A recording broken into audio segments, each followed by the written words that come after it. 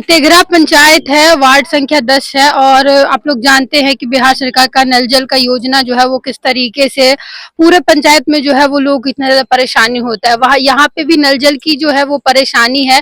लोगों का कहना है कि एक भी नल जल यहाँ पे नहीं चलता है, कर्जा ले लेकर के लोग चापाकल करवाते हैं। यहाँ पे निरीक्षण करने आए हुए थे, इनसे बात करते हैं और जानते हैं कि यहाँ पे किस तरीके से जो है वो क्या क्या इन लोगों ने समस्या देखा है नल जल को लेकर के, और आगे जो है वो कोशिश करेंगे करवाने का और आगे जो है रिजल्ट क्या आएगा।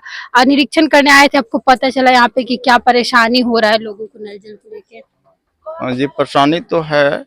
और जहाँ तक पंप हाउस की बात है तो वहाँ का मोटर जला हुआ है और तत्काल प्रभाव से उसको हम रिपेयरिंग करवा के और जलापूर्ति बहाल कर देंगे। तो जो पंप रहता है वो जला हुआ है यहाँ का। जी हाँ, मोटर सबमर्सिबल पंप है ना, हाँ हाँ, वो जल चुका है। इस वजह से पूरे पंचायत में कहीं भी नल जल का सुविधा इन लोग को नहीं मिल रहा होगा अभी। जी नहीं, ऐसी बात नहीं है।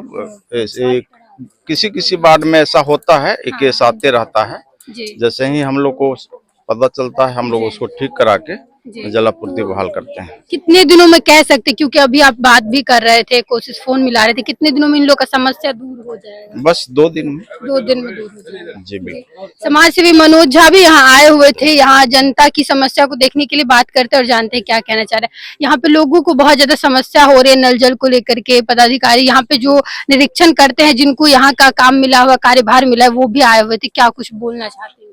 2-3 दिन पहले हम इधर आए हुए थे, उसी में यहाँ पे रविंदर जी हैं, बुला लिए थे अपने घर पे। हमको कहे कि नल वल सब काम नहीं कर रहा है, तो हम बात किए। हमारे जो मंत्री महोदय कोई हैं, मित्र मंत्री महोदय, वहाँ बात किए हैं।